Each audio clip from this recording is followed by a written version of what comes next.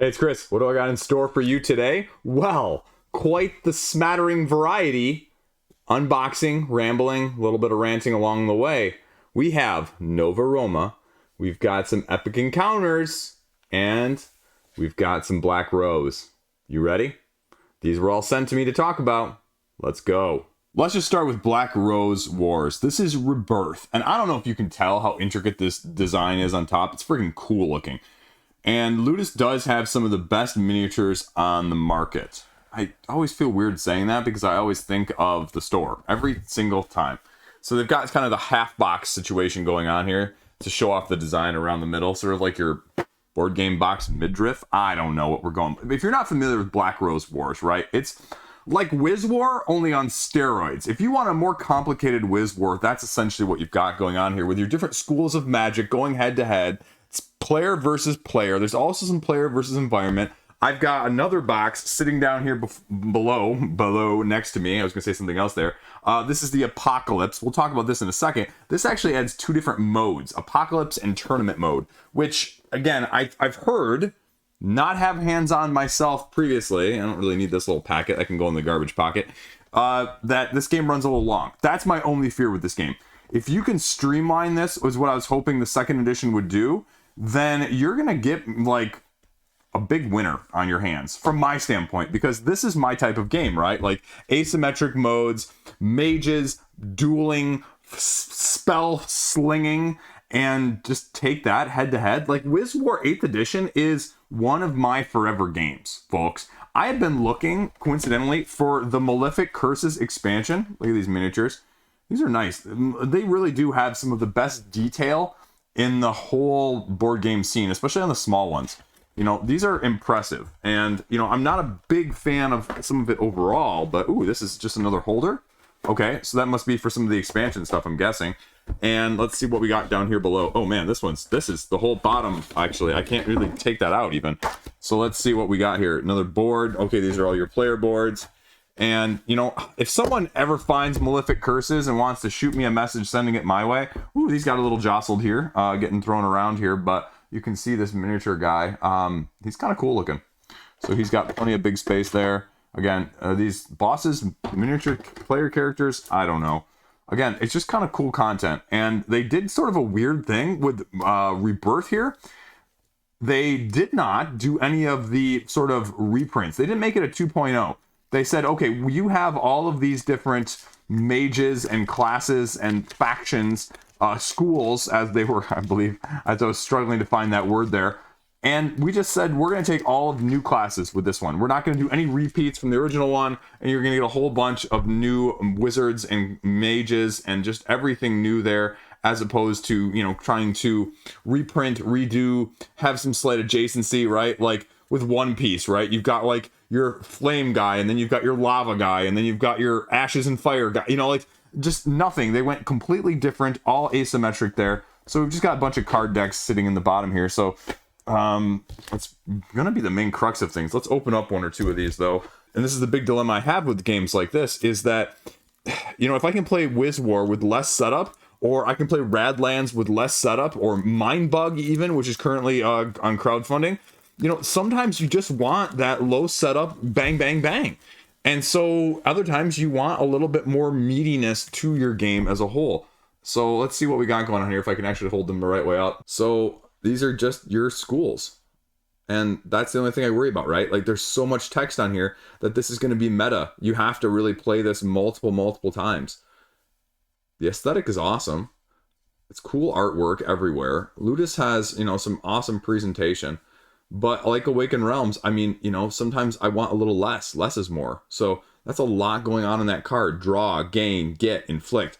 So that'd be my biggest concern as a whole, is just saying, okay, is this restrained enough? Is this really the 2.0 version of Black Rose Wars in the first place? Because, again, that's my main issue nowadays. It's not, I don't love this type of game.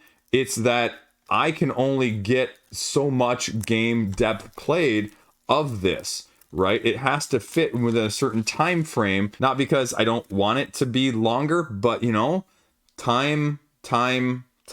Biggest shortcut, biggest issue with the hobby as a whole, right? And you can't even read the light blue ones on the camera right there. But again, just different factions.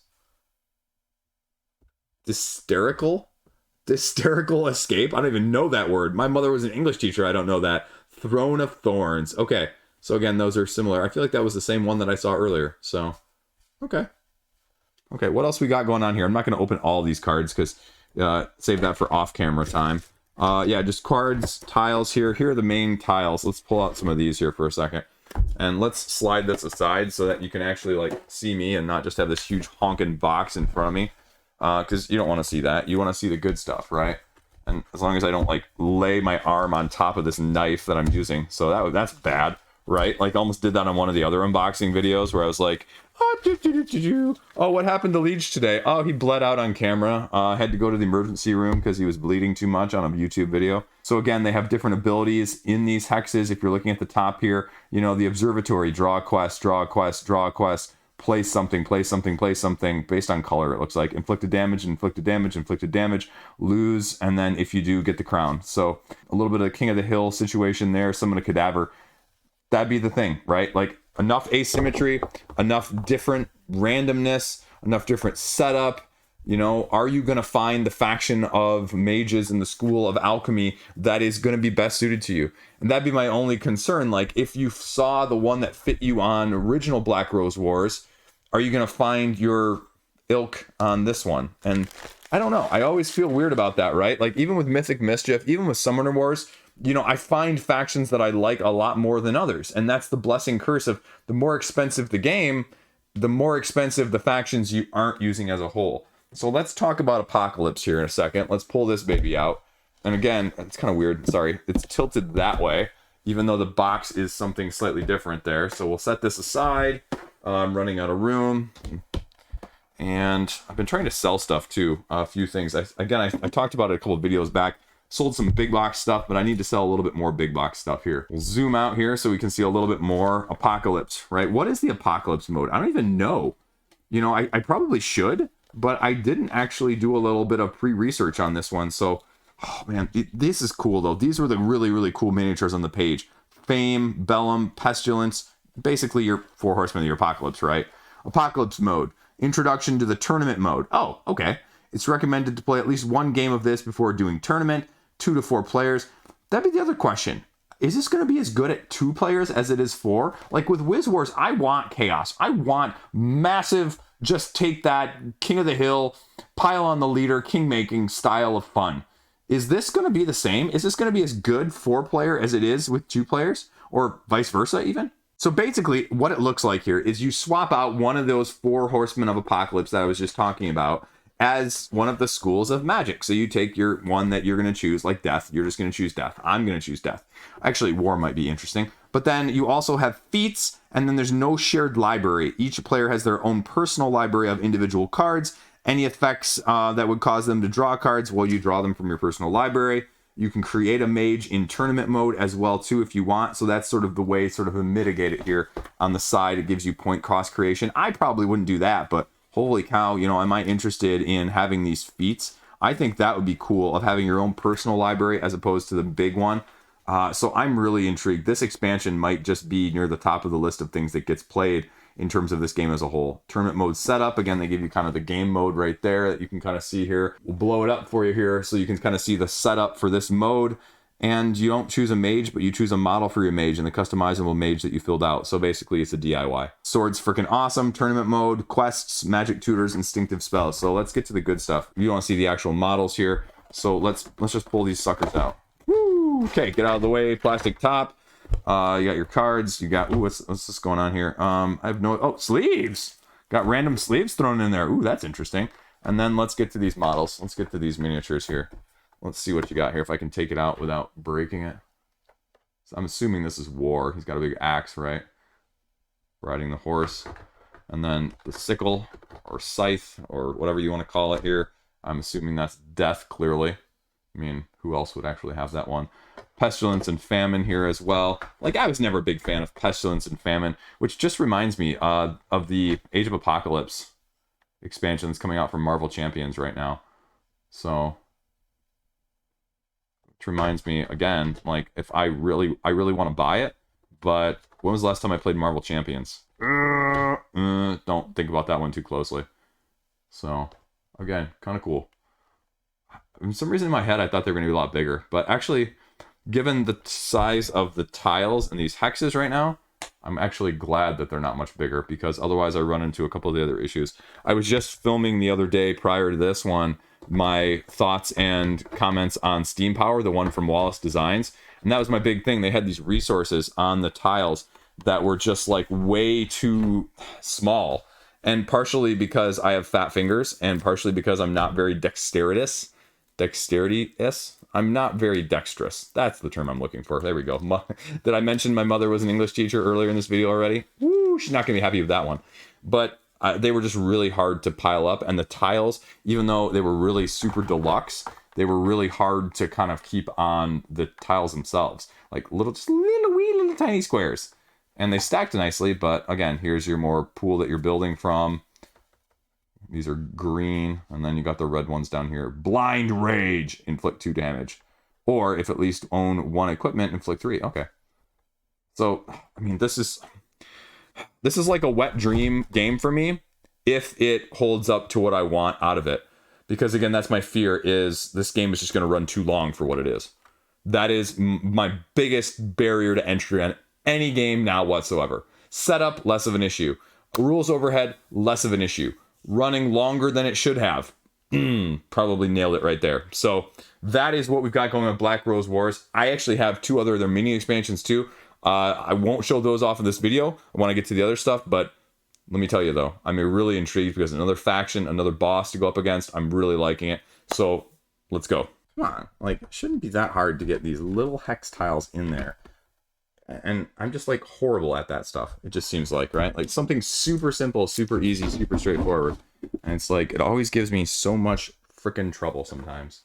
And I kind of like, as I'm putting this back in there, if a lot of those miniatures from the expansion stuff fit in here, and that's the reason for the extended box, which I'm really hoping it is, because again, I didn't do a whole lot of research of pre-planning of this one.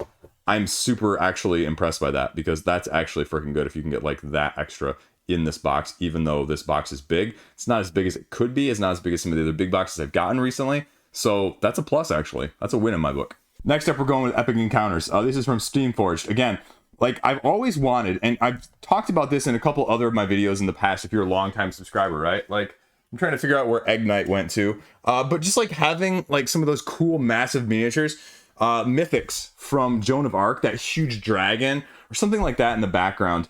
And also, prior to the pandemic, like right prior to the pandemic, we were doing D&D. I was the dungeon master, and I wanted to be a D&D person, right? Like D&D Pathfinder, right? Like, I know Pathfinder is really, but my heart's always been D&D. I slowly weaseled and cajoled a couple of my brother-in-laws, as well as a couple friends locally to play. And it was a lot of work. And so this has always been on my radar. Truth be told, though, until recently, until like the last, I don't want to say like the last like 6 months, Epic Encounters here from Steamforged had never really been on my radar. And this is basically D&D campaign in a box, or plug and play, I guess is what I should say, right? And so we've got 2 here. I really, like, that was the one I was super interested in too, right? Lair of the Red Dragon. Look at that thing. Like, if it's freaking actually even red, that just makes it all the better, right? Frost Giant, look at that thing. That's awesome. Like, I'd love to have stuff sitting like that behind me as decorative stuff. Like, don't get me wrong. Like, Galactus, I know I spouted on that, but, like, Galactus is like, whoa. And the ugly Cthulhu from Simon, I'm sorry. That Cthulhu was freaking ugly. I don't care how nice it is or how cool it would be. It's freaking ugly, and you can't convince me otherwise. But if you have a little things like this, again, as a D&D self-contained, look at this. You're getting a map. You're getting a map that you have already laid out for you D&D style. So this is like the complete D&D plug and play if you're a DM, because again, you can make whole campaigns off of this. This is Lair of the Drider, as you can see here. And it just comes with almost basically everything you need to have.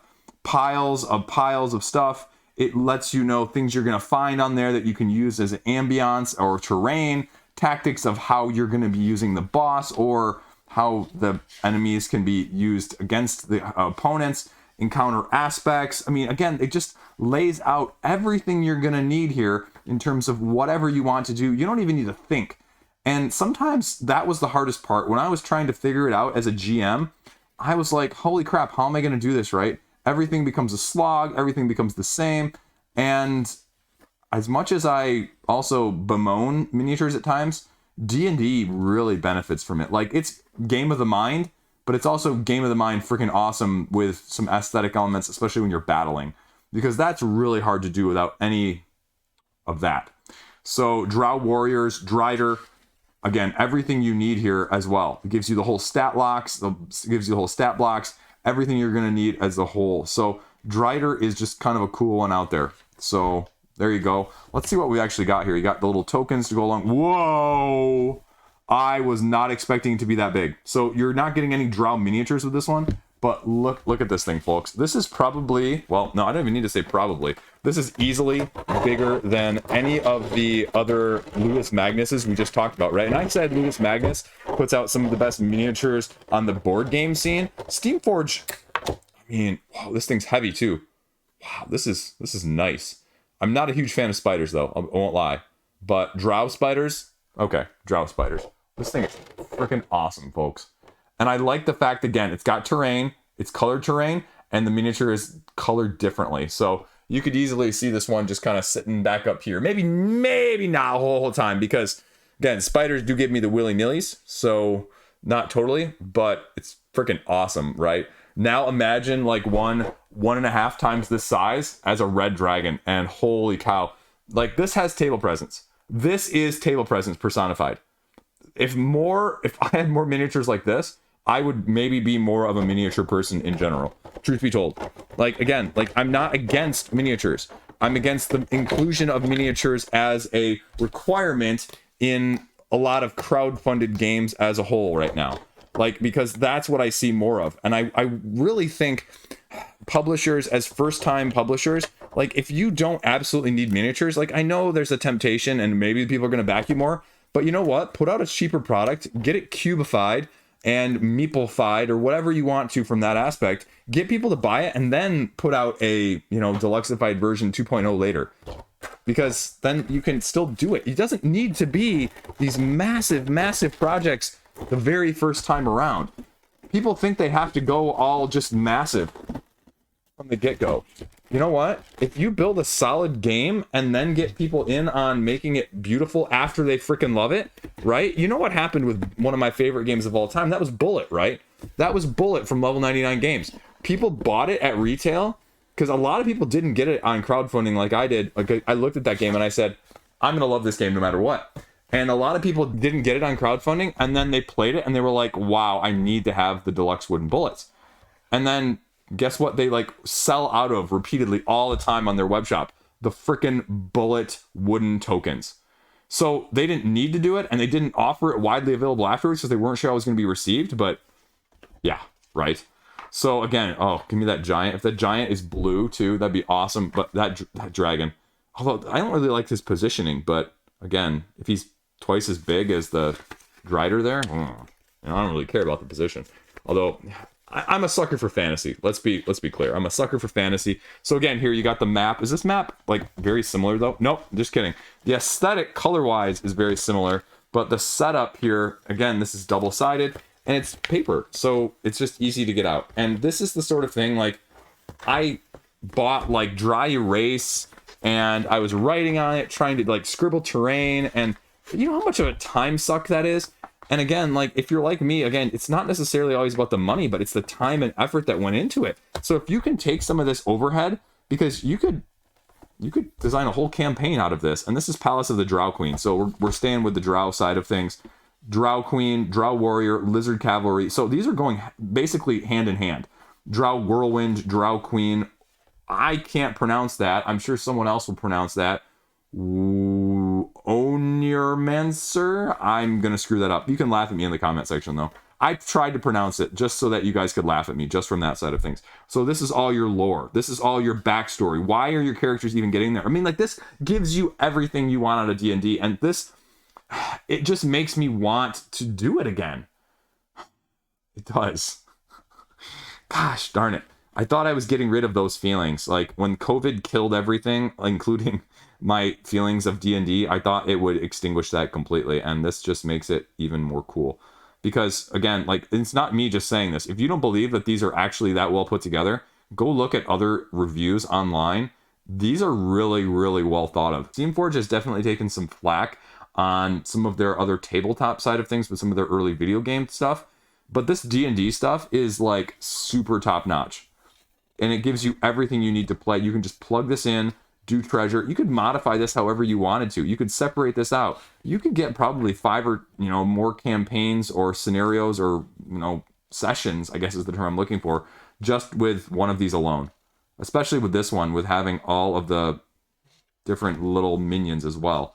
Because I don't know about you, but when we played, I mean, people were always super slow to progress, and I was a super bad GM in terms of giving them clues. Although sometimes you get your characters clues and they smack them in the face with them and they still don't get it. So let's see what we got here going on. And you know what? As weird as this sounds, I like the pink aesthetic because one, I have bright pink compression socks that I love that just reminds me of. But then two, this is something that also makes it stand out, right? Like if you're looking for something on the shelf or looking for something online, you're like, that's eye-catching. Again, total aesthetic pleaser more than anything else with this one. And I know some of you guys are going to make a comment down below and be like, oh, Chris doesn't always usually. You know what? I'm always open for conversation about this stuff. And these guys are, whoa, oh, he's riding a freaking Komodo dragon. Look at this thing. Look at this. That's awesome. Even the scales on the whatever this thing is, the lizard cavalry, this is some top notch. I mean, this is better than probably 98% of the miniatures I get in my board games. So this is really solid. No wonder people are really impressed by this because this is my first experience with them. Even these little knight dudes. I mean, these are really detailed. Again, for the price you're getting, right? I think this runs about like $40. Look at this. I've got 5, 5, 4, and 2. So that's 16 different miniatures for that price. People are going to go, well, that's expensive, Chris, for a board game. Yeah, it is. This is D&D, though. And how many sessions did you get out of this? So these guys are cool. These guys are really cool. What do we got up top here? So, okay. Yeah, even the detail on the armor here. So I kind of like it. But there you go. Epic Encounters. Well, I wasn't expecting to be quenching my D&D thirst in the near future, but I may have to start looking more locally again. Although local, right? Like you only want to do it with your friends. Like I had a couple sketchy things locally, like before I got with my friends and my brother-in-laws. So that was a problem with my brother-in-law though. Like each of my brother-in-law, they'd never prep. I'd be like, hey, bring your character. My brother-in-law, like literally 3 sessions in a row, just didn't bring his character. I'm like, what are you coming here for, man? You have one thing to do. Bring it.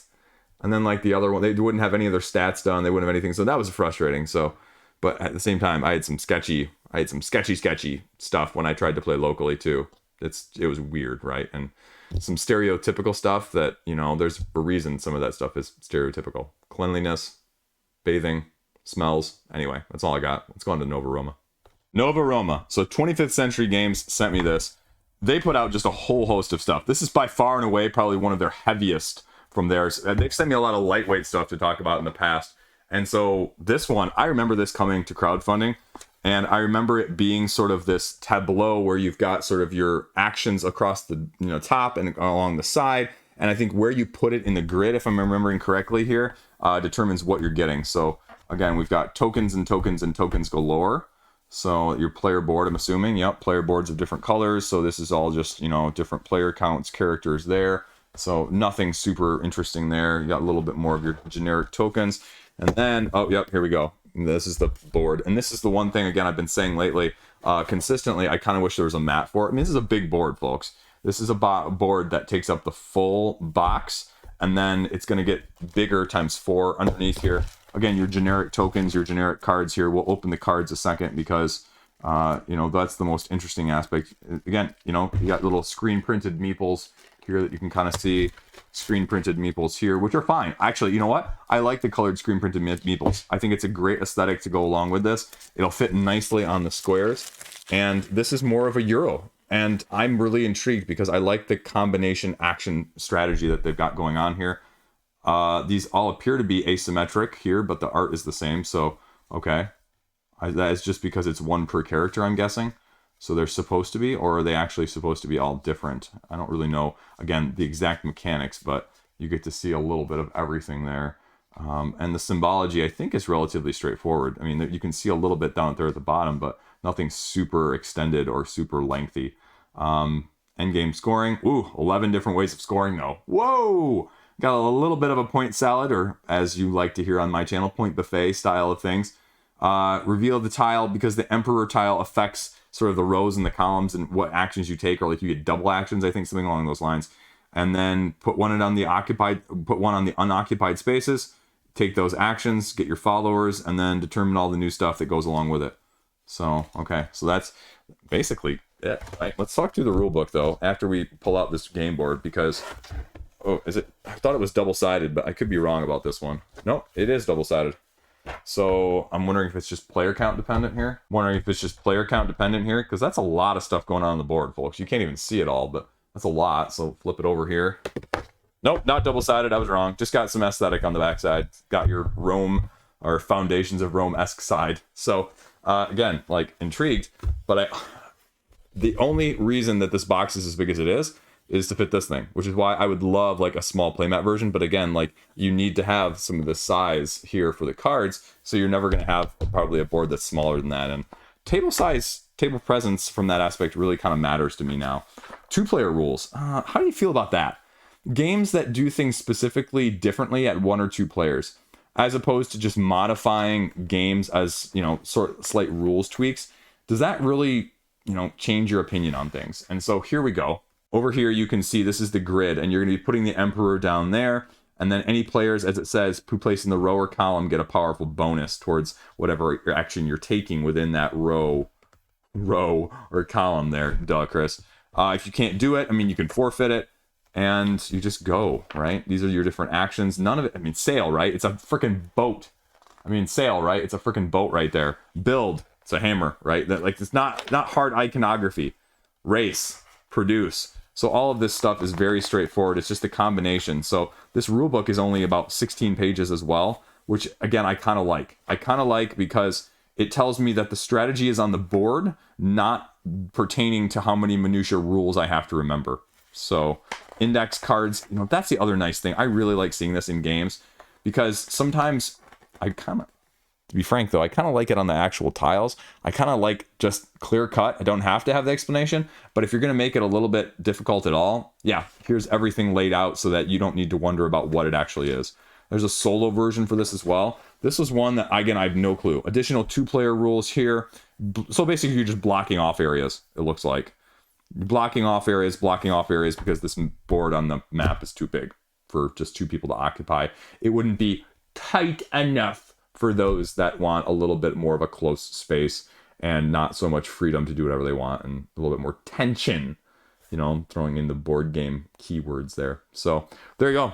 That is, well, the unboxing, ranting, and rambling to go along with it, with a few topics brought up along the way.